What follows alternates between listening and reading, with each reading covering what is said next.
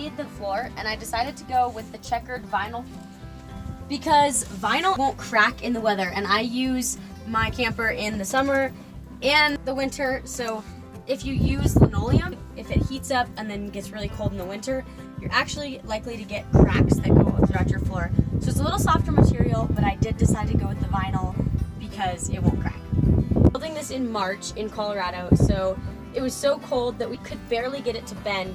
So we had to heat up the whole camper to try to get it, and we pushed it up and screwed it in. And we screwed it into a 1x2 that we put across the whole radius to just shorten that radius so it wasn't so sharp and it would be a more gradual curve on either side. So we did the same plastic paneling behind the kitchen, and we did the same thing. We shortened that radius with a 1x2 in the corner and screwed directly into that. My dad works in Alaska, so while he was gone, I did all the insulation myself. So I cut all of the panels and did all the insulating. And insulating the roof, I cut relief cuts in the foam insulation so that it would go to the radius of the roof. And it's kind of a funny story. There's no insulation in this square right here because when we put up the roof paneling, we totally forgot that it fell out, and then after we finished the paneling, we saw the insulation laying in the garage, and after having to heat up the whole camper, it was such a pain that we just decided to leave it out. So before we did all the paneling, like I said in my last video, we planned out where we were going to put all of the light switches. You can still barely see. We have them labeled with numbers because all the wiring was really complicated, so we had to label everything with numbered tape that went with the number on the light switch. So we cut out all of our switches from the paneling and cut out all of our holes for our pot lights. And these are just LED pot lights I got off of Amazon for like 25 bucks for a set of 4. There's one under the kitchen, one here, and 2 in the back. This switch controls these 2 right here. The switch in the back controls just that one right above you. The switch right here is just the sink. I really, really love these LED pot lights because the LEDs don't use a lot of power. So on my 12-volt system with my solar panel, I can run them all day and my batteries don't run out. I have 2 batteries back here. I have this hinge. This opens up and this is my battery box. So I have 2 car batteries in here that are wired together, and I have all of my solar panel controls, and I have a shelf under all of my batteries for my shore power cord to be wrapped up so then it just pulls right out and it doesn't get tangled with all of my batteries.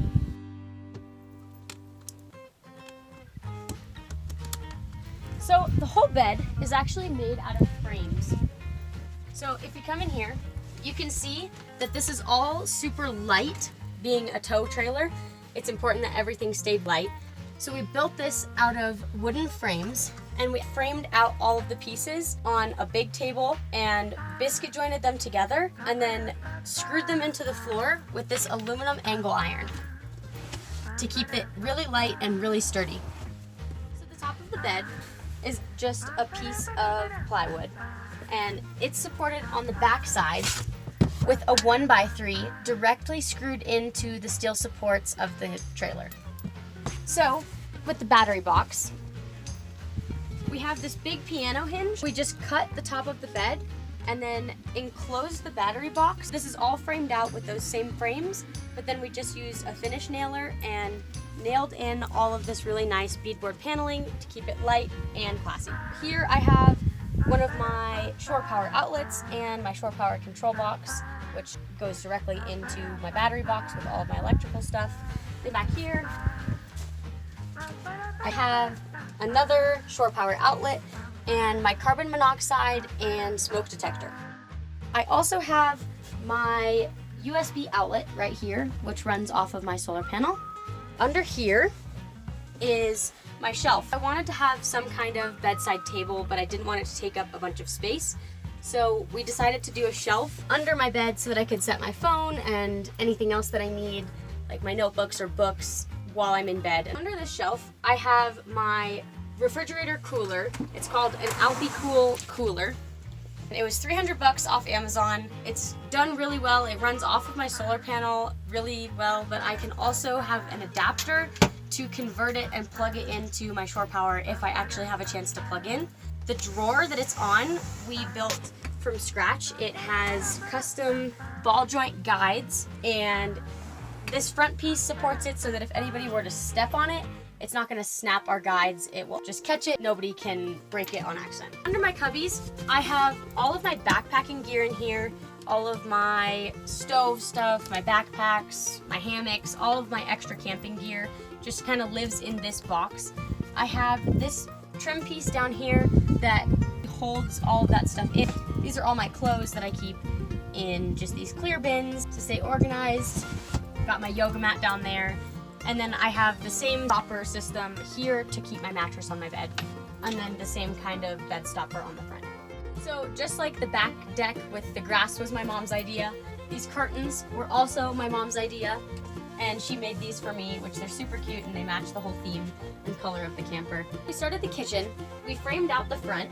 We did supports here that went into the steel and a support in the middle and then a support on the far left. We ran 1x3s down the back on top of the paneling into the steel supports back there and ran our cross supports for the shelves inside to this cross support that goes all the way from the front frame, and set our shelf on top of those cross supports here and our countertop set on top of the cross supports that go on top. I finished all of that pretty much right before my kayak season last year, and I was just ready to go camp in it. So we left it half done. We had the bed done and the countertop and the bottom shelf done, but we had no cabinet doors, no upper cabinet, and just left it half finished so that I could take off and camp for the summer. In the following winter and spring, we came back to the camper build and we started on this top cabinet, and the way that this is supported is a piece of plywood that's screwed into the steel at the radius of the front of the camper. Then we took a 1x2 and cut relief cuts all the way through it so that we could take that 1x2 and screw it in at that same radius into the front steel support. And this top shelf is sitting on is these two front trim pieces, and I decided to do trim instead of 1x2 because it just looks a lot classier and a lot nicer than just normal 1x2. On either side, this front shelf is supported on the front, and then on the back it sits on that 1x2 with the relief cuts that sits on top of that board screwed into the steel.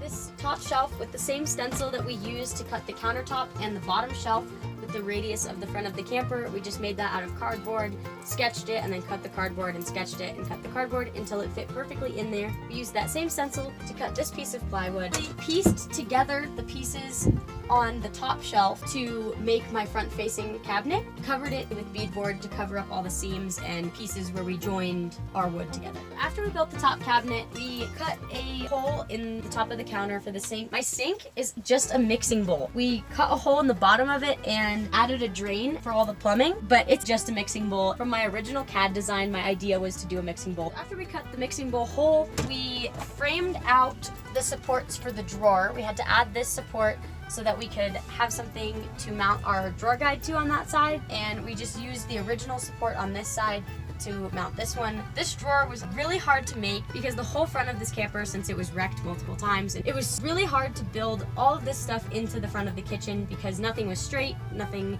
was at 90 degrees, all of the angles were weird. So this drawer took basically an entire day to build just to get it to go in right for the guides to flow, but now it's all worth it because it works perfectly.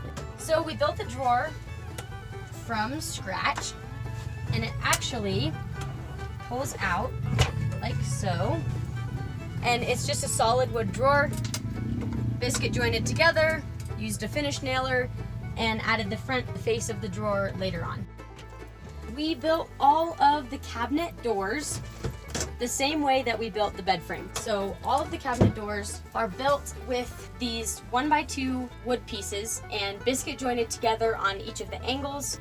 All of the bottom cabinets have piano hinges. Here you can see the piano hinges going all the way down on either side. Even this one has a huge piano hinge going all the way up. And this top cabinet has these 90-degree hinges, which are actually supported hinges themselves, but our door is just a little too heavy for those 90-degree hinges to support. So we added this boat spring. You basically just put it up and it props itself up, and then you hit it and it goes right down. Because everything in the front of this camper was not straight, it was really hard to get everything to line up in a perfect way on the front of the cabinets. So when we installed them, we had to cut cardboard shims and slide pieces under to make it the perfect height to make everything line up and make sure all the doors open 90 degrees so that they didn't drag on the ground. To keep my doors shut, we have magnets on the insides of my cabinets here. They just magnet shut. As long as there's not something super heavy inside the cabinet, I haven't had a problem with the cabinet doors opening or anything flying out. And we managed to line up all of our beadboard paneling with all of our cabinets. So even here, when you look at the drawer face and these 4 cabinets, our beadboard runs straight through it for a really nice clean look. Also, using that same stencil that we made out of cardboard for the shelves, we used to cut our sheet metal for my countertop. And if you look under here, we also have a heat guard to protect against the flames that might come up from my stove.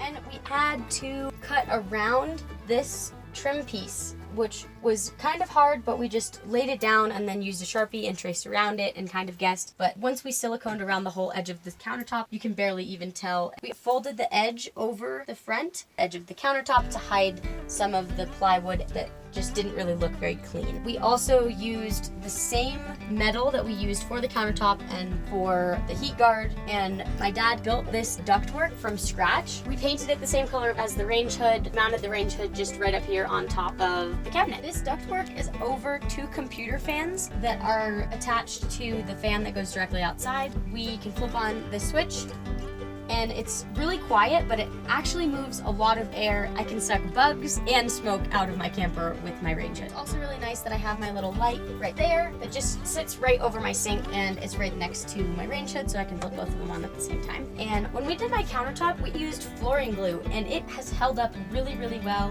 There's no bubbles, it's smooth, and it worked better than we thought. Make sure it's set right. We put all of our weightlifting weights all over the countertop to hold it down nice and tight, and clamps to pinch in our edge. This stove was my great-grandfather's stove, and it's super cool to have that family heirloom in here. That's just really special to me, and it was really cool the first time we got to cook on that. It was a really special moment. The way my propane works is this piece of pipe that goes out this direction runs down my counter, behind my drawer, back there, down behind here, and runs directly out the front of the camper and straight to the propane tanks. With the plumbing on my sink, the plumbing runs all the way down from here to my water jug, which has the connections on that, and then we have a gray water hose just outside the camper, which goes out and into a bucket. Then sort of last minute, when I was about to take off on my trip, we added a few extra things like my towel rack, which just acts as my handle for my cabinet. We added the fire extinguisher because that sounded like a good idea. Some hooks, which are super handy for my keys because I always seem to lose my keys in a small space, so having a place specifically for my keys was really needed. I also added this bar that just goes from the steel supports on either side, and I can hang my clothes on it. It just makes it a lot more accessible to get to all my clothes and swimsuits and stuff to dry. So basically that's the ins and outs of my camper. Everything that we did to build it, all the little things that we had to do to get over some of the finicky things.